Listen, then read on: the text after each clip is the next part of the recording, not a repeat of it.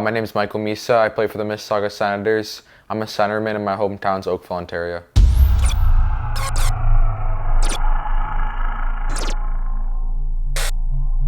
Remember the name, folks, Michael Misa. You're going to be hearing it a lot. Michael Misa. Michael Misa. Michael Misa. Michael Misa has been granted exceptional status. Michael Misa is a dynamic offensive player. You know, he was one of the driving forces this year for his Mississauga Senators U16 team that went all the way and won the OHL Cup this year. You know, when he's on the ice, it seems like he's got eyes in the back of his head. His vision is exceptional.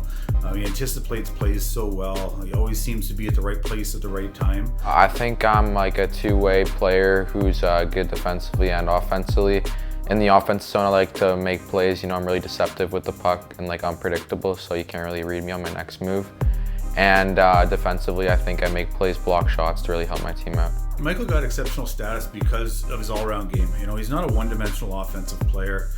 He's got great hockey sense. You know, he does all the little things well that are going to allow him to jump in next year as a 15-year-old and have no problem contributing and making an impact on the game at 16. You know. So basically, I had to write a paragraph on why I wanted it and like some of the reasons why I think I deserve it. And then another part of the process was like an interview with Hockey Canada, and they were like recognizing my maturity level to see if it was there or not. Because obviously I'm going to be playing with kids that are a lot older than me next year. So, and I think I fit in playing a year up, and I'm like fitting in with these kids. You know, like everyone kind of plays like the same. Like I can play with them. That's when it probably clicked to me that I have a future in hockey. Here comes Misa across, he scores! What a rush from Michael Misa! End to end, and he restores the 2-goal lead for Mississauga. I've coached him since he was 6 years old, so 9 years now. When he took over our team and became head coach, I always had like a special bond with him. I've known him since I was, 6 years old, and he's been like the best coach I've ever had. Honestly, it's a bit surreal. You see him as a 6-year-old, he's just a happy, fun-loving kid. He's about up to my knees, and now I'm looking up to him.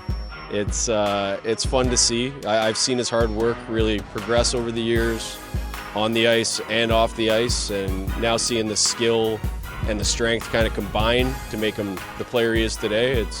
It's rewarding to see, and honestly, the kind of kid he is, he deserves it. So it's great to see. Here's Misa back to the blue line. There's a shot by Del Mastro. There it is, he scores!